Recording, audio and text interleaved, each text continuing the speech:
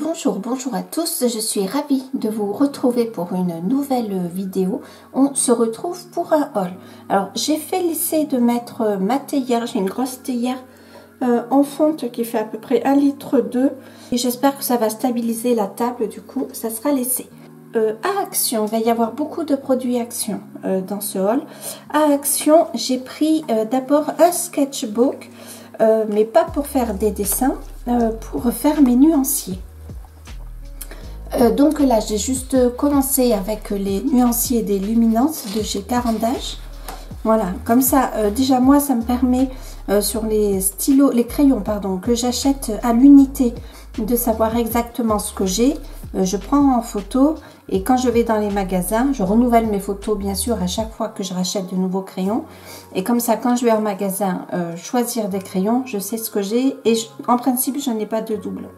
Au début, je les faisais sur un cahier classique, voilà, Clairefontaine. Je vous le montre comme ça. Mais je trouvais que les couleurs n'étaient pas tout à fait représentées. Voilà, si je vous les montre là, comme ça, est-ce que vous allez voir la différence? Je trouve que les couleurs sont quand même un petit peu ternies par rapport à ce que l'on peut voir là. Du coup, j'ai acheté celui-là et puis je me suis dit quand même c'est dommage, moi qui veux me remettre au dessin, je m'en suis acheté un deuxième. Donc le papier est pas mal, hein, sincèrement. Il est quand même plutôt épais. Je pense que pour l'aquarelle, je ne l'ai pas testé. Je ne sais pas si pour l'aquarelle ça va passer, mais ça devrait passer. Et ils sont à 1,34 €. Je ne sais pas combien de feuilles il y a, mais il y en a pas mal. Donc c'est du 130 grammes le papier. Et je ne sais pas combien il y a de feuilles, mais bon, il y en a pas mal. Hein. Je ne sais pas si vous allez voir.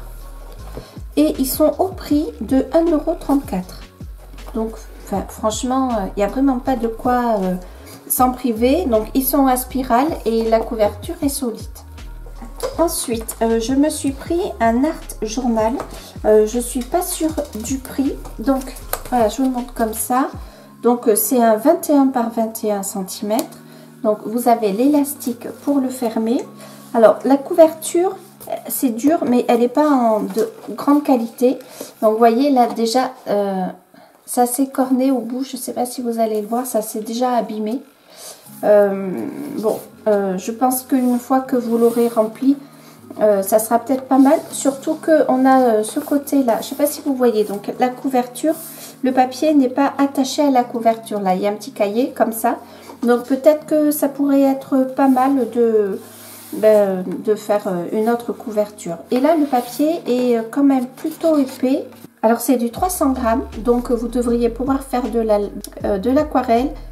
Donc 20 par 20 et il y a 30 feuilles. Ensuite j'ai acheté ceci, donc le mélangeur, ils appellent ça mélangeur, donc un blender, vous savez, pour mélanger les encres. Donc vous avez, bon, il a été présenté plusieurs fois. Vous avez différents tampons, voilà, comme ceci, et vous en avez 3. Il est à 94 centimes, si je me trompe pas. Alors, j'utilise pas forcément tous les embouts. Celui-ci, j'ai peut-être un peu de mal. Steph Color 63 l'a utilisé et a dit que c'était pas mal pour faire un aspect... moi, j'y arrive pas tout à fait. Donc, voilà, il faudra que je re-regarde sa vidéo.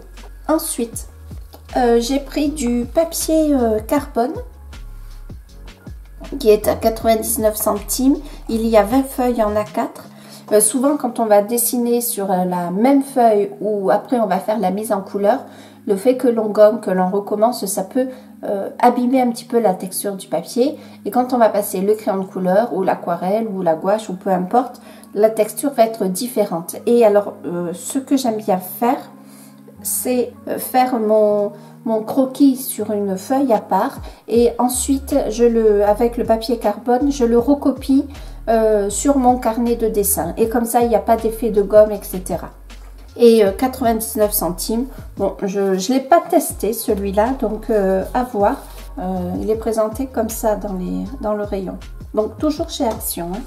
Ensuite je me suis pris des petits tampons Alors, je sais pas si vous allez voir. Hop. Donc hérisson, raton laveur et petit canard. Ou petit oiseau plutôt, c'est pas un canard, c'est un oiseau. Voilà, je m'en suis pris 4. Alors, ils sont à 99 centimes chacun. Je me suis dit que au pire, si moi je ne les utilisais pas, quand mes nièces viendront à la maison, elles seront contentes de les trouver. Ensuite, j'ai pris ces stickers. Donc, il y a deux planches de stickers dans chaque paquet. Et je les ai trouvés vraiment sympas. Et il y en a un, clairement, j'ai craqué. J'ai pris le premier et clairement, j'ai craqué parce qu'il y avait un Golden Retriever là, ici. Et je trouve les motifs trop beaux. Il y en a de toutes les tailles. Donc, je me dis que bon, on ne sait jamais si je me remets à faire de l'art journal ou je ne sais pas. Ou après aussi, pourquoi pas, pour rajouter une touche sur nos coloriages. Voilà, il y en a qui sont vraiment sublimes. Pardon. Et ensuite, je me suis pris 2 trousses. Alors, je ne les ai pas pris le même jour. Mais il y en a une où j'ai mis des stylos. Donc, aussi bien les paint marqueurs dont je vous reparlerai que les brush marqueurs. Donc, je trouve que c'est pratique comme ça. Donc, une rose et une vermente. Ouais, vermente ou quoi. Où j'ai mis... Pardon, mes encres, les encres, voilà, comme ceci. Donc 2,29 la trousse. Moi, je trouvais que c'était quand même bien pratique. Ensuite, au Géant des Beaux-Arts, je me suis pris un casier à tiroir que je guettais depuis un moment, mais qui était à 30 € et quelques.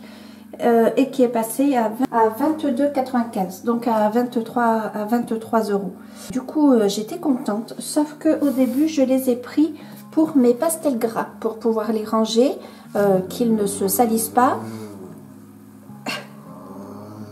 Oh là là, oui, mon pépère. Oh là là, oui. Et puis pouvoir en ranger plusieurs. Sauf que, alors je sais pas si j'ai mal compris, parce qu'il y avait des casiers à 2 tiroirs, à 1 tiroir peut-être, ou à 3 tiroirs. Alors je sais pas si j'ai bien compris ou pas, mais quand j'ai ouvert les tiroirs qui se défont, hein, comme ça je vous les mets comme ça, en fait je trouve que pour les pastels ça va pas du tout. Alors est-ce que c'est pour les crayons pastels? Est-ce que, je sais pas, j'ai pas compris. Surtout que il y en a une, j'ai regardé les questions, les commentaires, et il y avait une question qui disait, est-ce qu'on peut y mettre les Neocolor 2 ou 1, je pense qu'ils ont la même, enfin c'était les Neocolor 2 en tout cas, et la réponse était non, ils étaient plus grands que les pastels et du coup ça ne rentrait pas. Donc du coup pour moi c'était pas pour des crayons pastels mais bien pour les craies. Et ben pas du tout. Du coup j'y ai mis dedans mes luminances. Je voulais m'acheter une trousse pour les mettre parce que comme on m'avait offert une boîte de 40 et qu'ensuite j'avais acheté des crayons à l'unité que je rangeais par-ci par-là, et ben j'étais arrivée à ne plus les utiliser et je voulais m'acheter une trousse. Du coup, ce sont les luminances qui sont venues dans ce casier. J'y ai mis également les Neocolor 2 parce que pour les Neocolor c'est pareil. J'ai eu une boîte de 40 et j'en ai acheté à l'unité et du coup je ne les utilisais plus parce que je trouvais que c'était pas, j'arrivais pas à les utiliser comme il faut. Du fait que pareil, il y en avait dans des boîtes, d'autres, voilà. Et j'ai rangé également les quelques crayons pastels que j'ai. Donc les Neocolor 2, là je les ai fait se chevaucher, mais c'est pas grave, ça passe. Et j'ai rangé quelques crayons pastels que j'ai à l'unité de chez Faber-Castell. Vous voyez pas bien. Ah oui, je peux pas faire plus. Si, voilà. Et je suis plutôt contente de mon achat. Et du coup, mes pastels gras, je les ai rangés dans la boîte des luminances. Ensuite, j'ai acheté les paint marqueurs pour remplacer les Posca. Ils marchent très bien. Je trouve qu'ils s'activent finalement assez vite. Mon souci, c'est la pointe qui n'est pas assez fine. Sur le papier Action, je vais vous montrer. Même si on essaye de faire un trait fin, je trouve que c'est assez difficile. les Posca, je les utilise pour masquer les lignes noires de certains dessins. Alors, je ne sais pas si vous voyez, pardon, je vous l'approche. Donc, je vais vous comparer à un Posca. Vous voyez, le trait n'est pas du tout le même. Alors, je vais vous l'approcher. Il est beaucoup plus fin, puisque la mine est plus fine. On y arrive mieux. Hop, est-ce que vous voyez? Ouais, je pense que vous voyez. Bon, du coup, je trouve que c'est dommage. Même si, alors, je les ai pas beaucoup utilisées.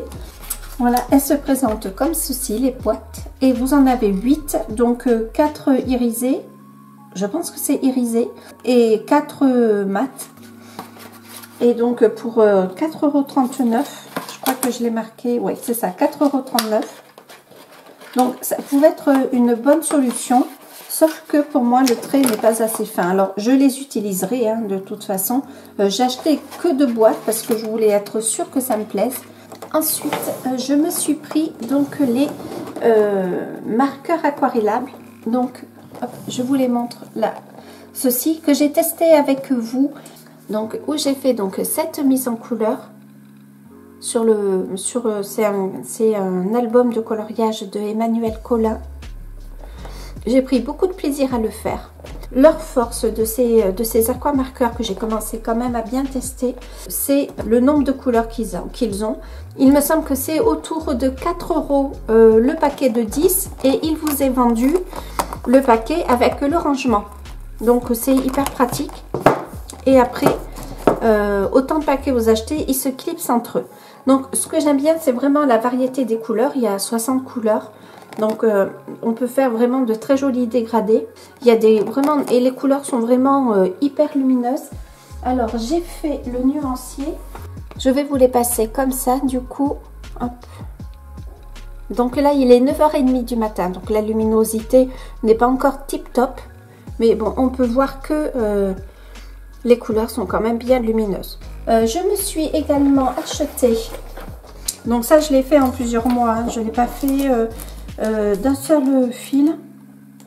Alors je me suis aussi acheté ces encres là.